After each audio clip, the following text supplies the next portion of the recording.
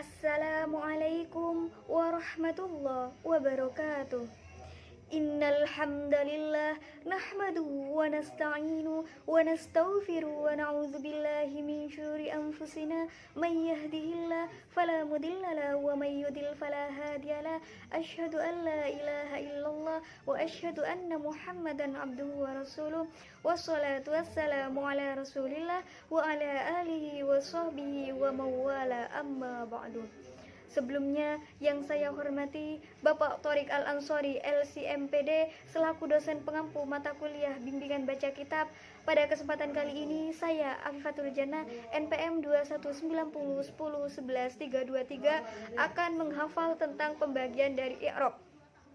Bismillahirrahmanirrahim. I'rab adalah perubahan akhir kalimat karena pengaruh kalimat lain, baik itu berubah secara lafadz maupun secara perkiraan. Pembagian i'rab itu ada 4, yaitu rafa, nasab, jar, dan jazm. Yang pertama, i'rab rafa itu mempunyai 4 tanda, yaitu dhammah, wawu, alif, dan nun. Adapun dhammah menjadi alamat pokok atau tanda asli dari i'rab rafa pada 4 tempat. Yang pertama, isim mufrad, yaitu isim yang menunjukkan makna satu atau tunggal. Contohnya jalasa hamidun. Lafadz hamidun menjadi contoh dari isim mufrad karena rofaknya isim mufrad itu menggunakan dhammah. Yang kedua, jamak taksir, yaitu isim yang menunjukkan makna banyak yang terbentuk dari isim mufradnya. Contohnya tilka at-tullabu. Lafadz at-tullabu menjadi contoh dari jamak taksir karena rofaknya jamak taksir itu menggunakan dhammah. Yang ketiga, jamak muannats salim, yaitu isim yang menunjukkan makna banyak bagi perempuan. Contohnya tajlisul muslimatu. Lafadz al-muslimatu menjadi contoh dari jamak muannats salim karena rofaknya jamak muannats salim itu menggunakan dhammah atau atu. Yang keempat, fi'il mudhari' yang tidak bersambung dengan wawu jamak dan ya muannats mukhatabah. Contohnya yajlisu, tajlisu, ajlisu, najlisu. Adapun wawu menjadi tanda bagi i'rab rafa pada 2 tempat. Yang pertama, jamak mudzakkar salim, yaitu isim yang menunjukkan makna banyak bagi laki-laki. Contohnya dakhala hamiduna. Lafadz hamiduna menjadi contoh dari jamak mudzakkar salim karena rofaknya jamak mudzakkar salim itu menggunakan wawu. Yang kedua, isim-isim yang 5 atau asmaul khamsah. Apa saja? Abun, ahun, hamun, fu, dan du. Contohnya qoma abuka, ahuhu, hamu zaidin, fu amrin, du sahibu malin. Adapun alif menjadi tanda bagi i'rab rafa pada isim tasniyah yang tertentu. Contohnya dakhala hamidani. Lafadz hamidani menjadi contoh dari isim tasniyah karena rofaknya isim tasniyah itu menggunakan alif. Isim tasniyah yaitu isim yang menunjukkan makna 2. Adapun nun menjadi tanda bagi i'rab rafa pada fi'il yang 5 atau af'alul khamsah. Contohnya yajlisani, tajlisani, yajlisuna, tajlisina. Yang kedua, i'rab nasab itu mempunyai 5 tanda. Apa saja? Fathah, alif, kasrah, ya, dan hadzfun nun atau buangnya nun. Adapun fathah menjadi alamat pokok atau tanda asli dari i'rab nasab pada 3 tempat. Yang pertama, isim mufrad, yaitu isim yang menunjukkan makna satu atau tunggal. Contohnya nasartul mujtahida. Lafadz al-mujtahida menjadi contoh dari isim mufrad karena nasabnya isim mufrad itu menggunakan fathah. Yang kedua, jamak taksir, yaitu isim yang menunjukkan makna banyak yang terbentuk dari isim mufradnya. Contohnya fatahtu abwaban. Lafadz abwaban menjadi contoh dari jamak taksir karena nasabnya jamak taksir menggunakan fathah. Yang ketiga, fi'il mudhari' yang kemasukan amil nasab yang tidak bersambung dengan wawu jamak dan ya mukhatabah. Contohnya ayyaftaha. Kenapa kok dibaca yaftaha? Karena lafadz yaftaha di sini kemasukan amil nasab berupa an.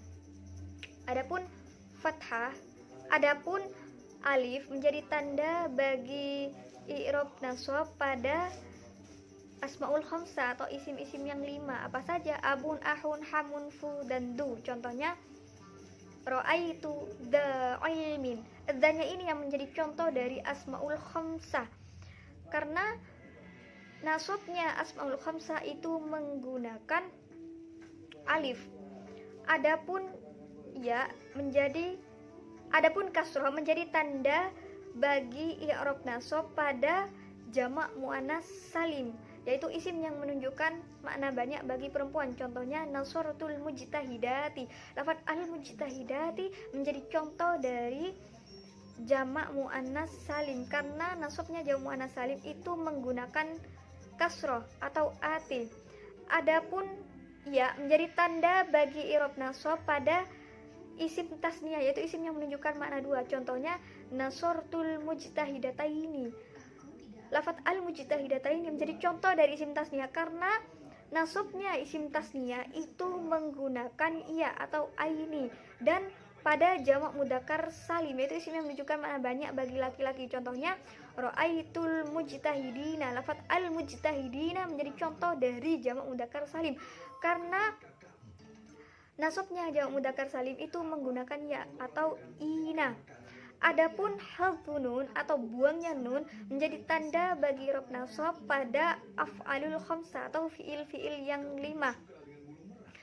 Contohnya lan yajlisa, lan tajlisa, lan yajlisu, lan tajlisu, lan tajlisi.